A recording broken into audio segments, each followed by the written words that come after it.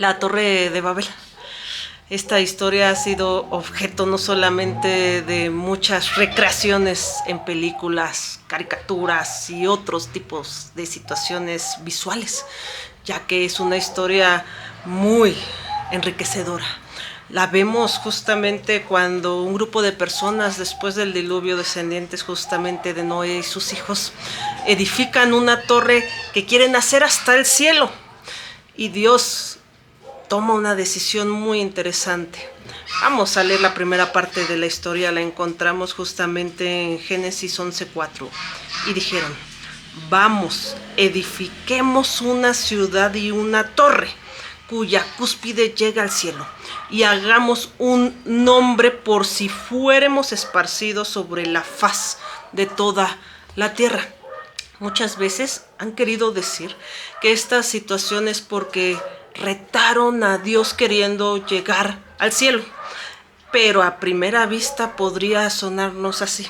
Sin embargo, la situación es muy diferente, no solamente al examinar cada palabra de esta historia, sino como siempre se los he dicho, la Escritura se discierne siempre con el Espíritu Santo, quien es el que desentraña justamente la mente de Dios, incluso la de nosotros, y es quien sirve de comunicador entre ambos. En este momento, las partes claves de la historia es lo que está pasando en el corazón de estas personas.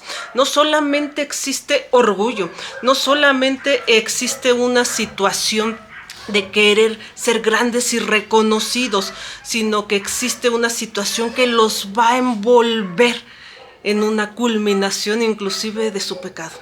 ¿Que no acaso incluso hoy en día podemos ver que la labor de Dios es contener a la maldad? Incluso lo hemos visto en muchas de las historias cuando Él hace un juicio sobre la humanidad, como casos famosos como en Sodoma y Gomorra, o el de Nínive, que incluso ellos se arrepintieron y cambiaron de rumbo.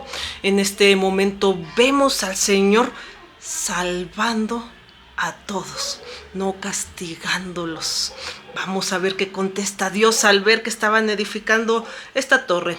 Y lo podemos ver en los siguientes versículos. Vámonos a Génesis 11, 6, 7. Y dice: y dijo Jehová: he aquí el pueblo es uno, y todos estos tienen un solo lenguaje y han comenzado la obra, y nada les hará desistir ahora de lo que han pensado. Ahora pues descendamos y confundamos allí su lengua, para que ninguno entienda el habla de su compañero.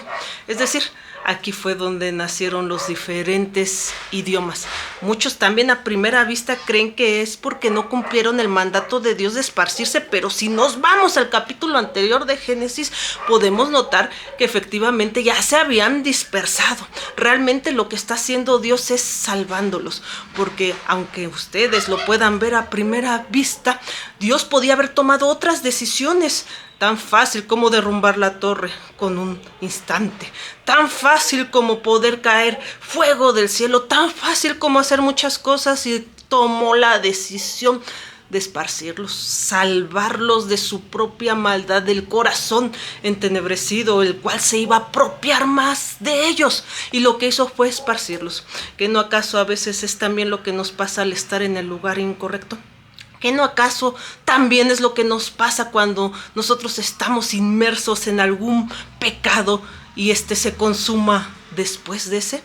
Por ejemplo, tal vez a ti te guste tomar.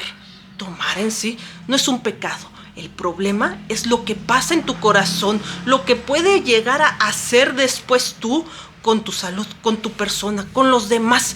Incluso hay esa maldad, esa agresión, esa situación. Es cuando incluso se culmina el pecado. Damos pie al placer encadenado a la maldad. Y viene la culminación tal vez en un pleito, tal vez en un distanciamiento de la familia, tal vez en una enfermedad como lo es el alcoholismo, tal vez en una muerte, en una cirrosis, y es la culminación del pecado. Pero si tú hubieras dejado de tomar y hubieras tomado mesuradamente, tal vez no hubiera llegado a este punto, tal vez hubiera sido otra la historia. Nosotros creemos controlar la maldad, pero no es cierto. Realmente quien la controla es Dios, porque en la Escritura lo dice por completo. Va a crecer el trigo con la cizaña, pero no lo voy a arrancar hasta que venga la siega, porque vaya siendo que en una de esas, al hacer el juicio, me lleve también al trigo y el trigo. Es lo importante. En este momento debemos de entender que no fue un reto hacia Dios, porque para Dios ni siquiera existe un reto. Realmente estamos viendo ese Dios amoroso, lleno de gracia y perdón, que está dándonos una nueva oportunidad, no solamente a ellos en la escritura, en la Torre de Babel, sino a nosotros. Y la medida más fácil fue justamente darles el idioma. Ellos ya no se entendían, no podían aventar tabiques, mezcla, y todo se desistió y tuvieron que irse cada quien con cada cual para que justamente pudieran entenderse y seguir en una sociedad. Les dio una nueva oportunidad a no culminar en el orgullo, en la soberbia, en la maldad, y posiblemente tuvieran enfrente al juicio de Dios. Y no solamente eso, lo peor, la consumación de su pecado llevándoselos para atrás. No lo olviden, Dios los ama mucho.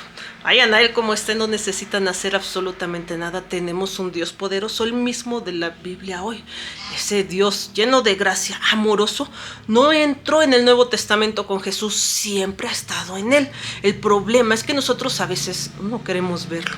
Pensamos que es diferente, pero es nuestra maldad, nuestro pecado, nuestra resistencia a conocer a Dios, que nos aleja justamente de su tremenda santidad.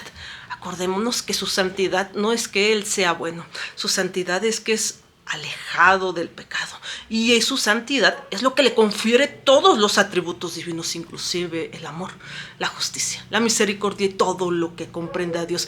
Y aquí en la escritura nos deja ver muchas veces parte de su carácter, de su actuar, que siempre ha sido el mismo hoy y siempre está esperando esa nueva oportunidad, alineándote poco a poco, a pesar de que te resistas, porque es Dios quien nos llama, es Dios quien siempre está esperando, es Dios quien siempre te perdona. Así que ve a Él en este momento, no necesitas hacerlo tú, deja que Dios lo haga en ti. Bendiciones a todos.